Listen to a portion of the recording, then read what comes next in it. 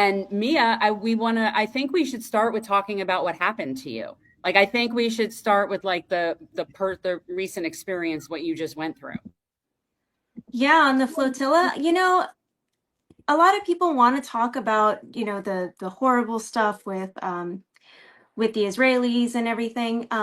But one of the main things that I really took away from this was the solidarity in so many communities around the world, and we just don't have that here in the United States. I was having an anxiety actually coming home because I was like, fuck, I'm gonna have to fight with my own people and explain myself. And, being around a group of people and everybody understands the severity, how serious the situation is, how much it's going to impact our children and the environment without having to argue with somebody. Oh my gosh, just the relief.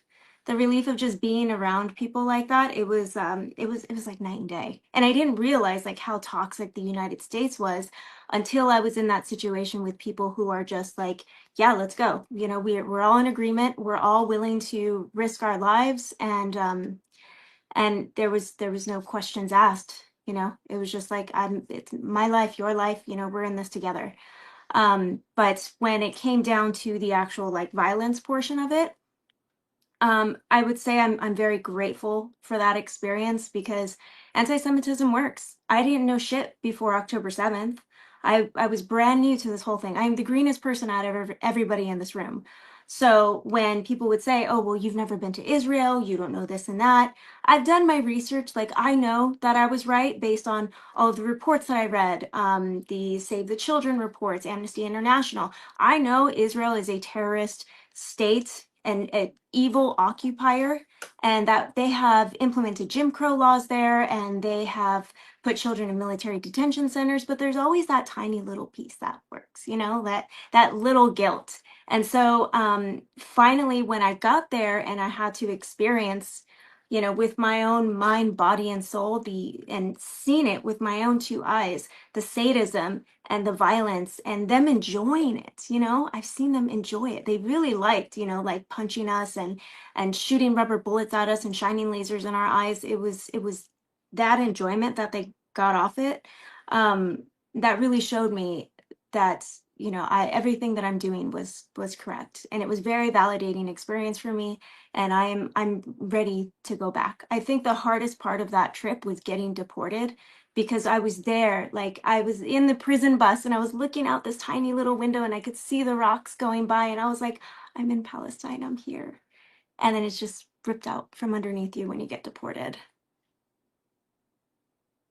So for people asking, Mia was on the flotilla. That's what we're talking about. I feel like Peter doesn't necessarily always give the best context and introduction. He's just so excited. He just gets people on here. It's like, and he knows who people are, and we know who people are, but not everybody knows who people are. Yeah, so I was on the cost-free Sadabot. So there were 3 days of interception. There was the first day in Greece, and I was actually in Turkey at that time, and so I got stuck in Turkey because of that first very early interception. The second interception was after the we took off from Turkey. Um, and so I was the third day of interception. The Israelis had came out and said, "Oh, we're going to, wait till the second day to capture the Turkish ships because we consider them highly aggressive, and we're not going to provide any medical assistance." And I was like, "Oh fuck, I know what that means." And apparently there was more than one prison ship that they had now for us. And one of the prison ships, the Nishan, it's actually U.S. made. We found out that, our United States had created that. And so when they had taken us from the ships, we were actually sent to a warship first and then transferred to the prison ship. And on the warship is when it got really spicy. At our boat, when they initially were docking, they were shooting bullets at us. I think they were rubber bullets. They were breaking glass, and they were like, "If you don't turn off the engine and tell us you're captain, like we're gonna escalate." And I thought for sure they were going to shoot us. They got on board. They pulled a couple of my shipmates to the side, and they stripped my men down in front of us.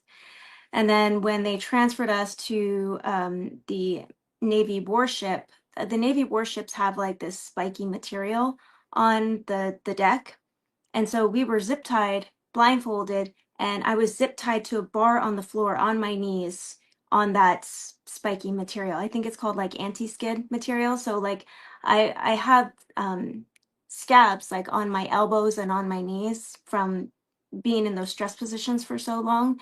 And then, you know, on top of rocks, on top of that spiky material, they would periodically come by and step on my fingers. They were really upset that they were obsessed with my medical history. They were like, we need to know if you need any medications and blah, blah, blah. And I was like, I don't need anything. And I'm not telling you anything unless you hurt me.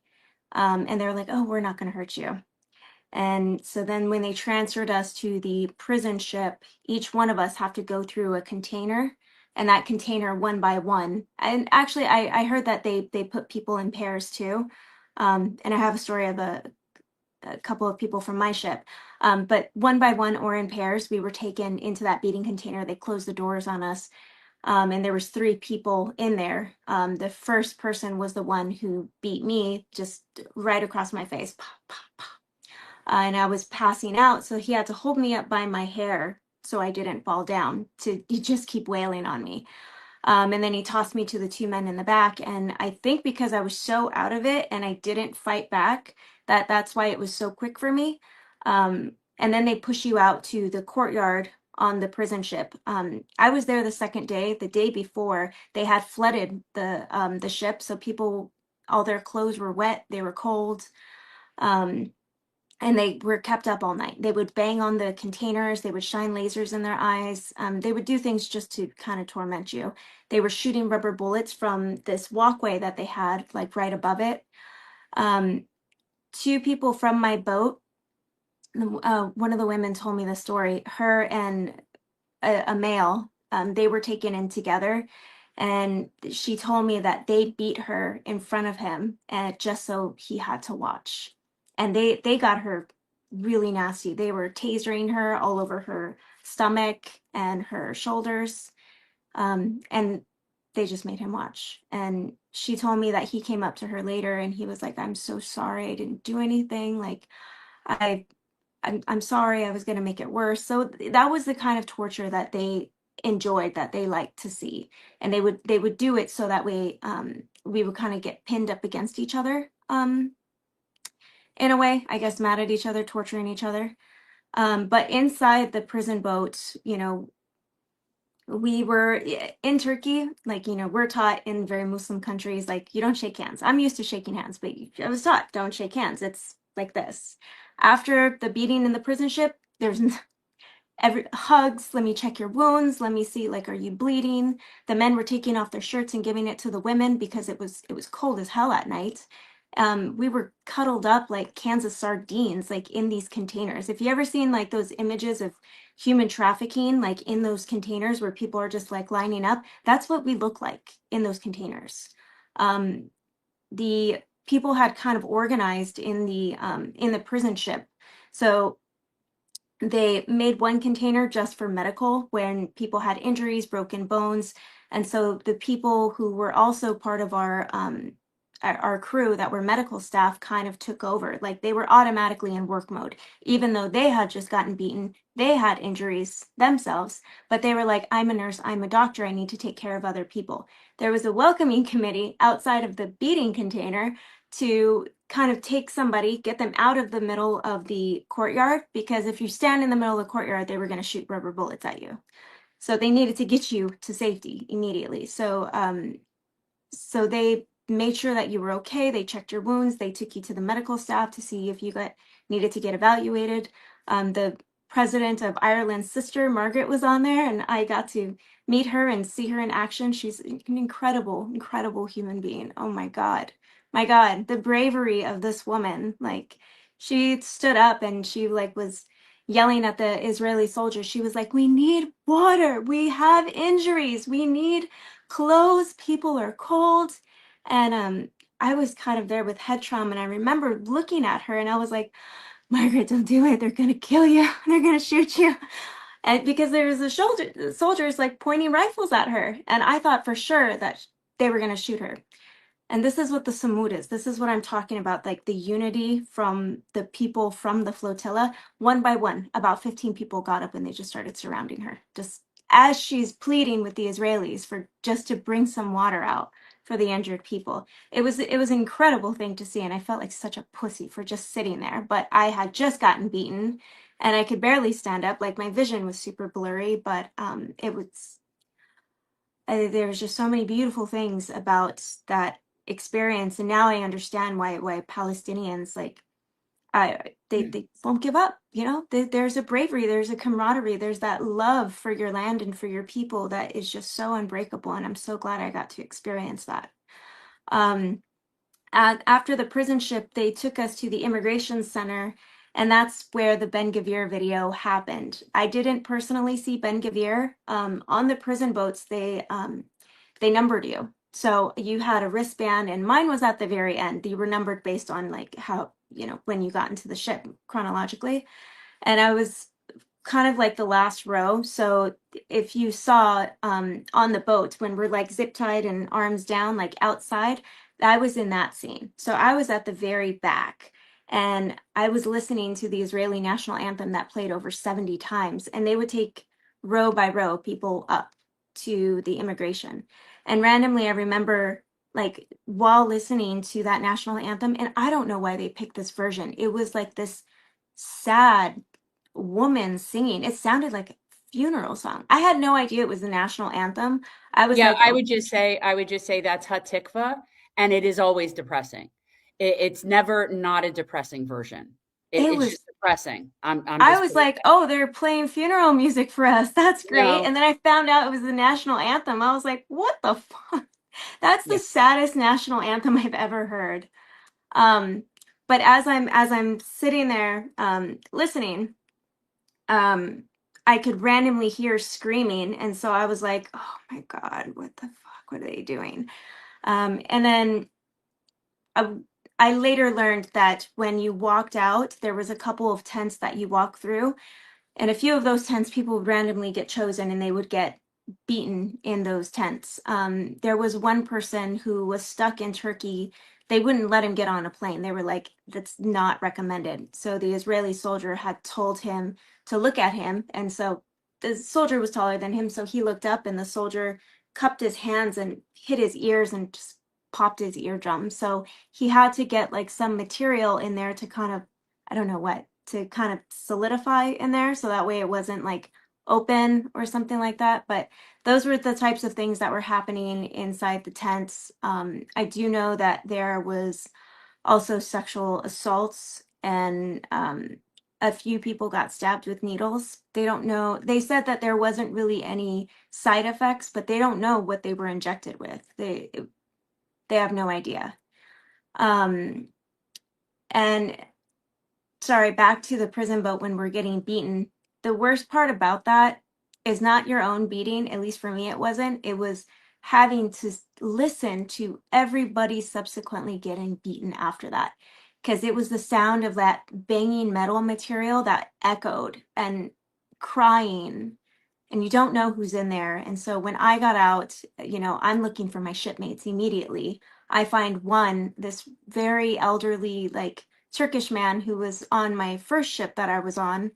And it was, there was none of this. It was just, it was all hugs. And, I just stayed by his side like the rest of the night. Um, it was like a father figure to me because that's how it ended up. Um, but then when we were in the immigration center, it was kind of like a giant DMV, essentially. The tents were outside. And when we were in those stress positions, it was like dirt and rocks. And you could see everybody's injuries at that point. The man in front of me, I noticed when I glanced up, because you had to hold your hands like this, you were zip tied this way, and his hands were all bloody. And I noticed that it was frank blood. It was still like, it wasn't dry, it was still bright. Um, and I was like, oh shit, that has to be fresh. And and then I saw that it was dripping from his nose. So he had gotten beaten so badly in the face that I couldn't see his face, but I could see the blood dripping on his hands. The man next to me, who actually reached out to me on Instagram, and it was very sweet. he was like, can you pull my shirt down? And I reached over to pull his shirt down, and I just saw, lashes, gashes, all over the sides of his arm. His arm, he kept moving. His arm was uncomfortable. And at that time, I had my passport because we were going to give it to the actual prison after they had done our immigration stuff. And I shoved it underneath his elbow because I saw his elbow was all bloody. I later learned that his arm was broken. But he's doing better now. So those were the kinds of things. And then my Turkish captain is also next to me, inside the tents, when we got moved.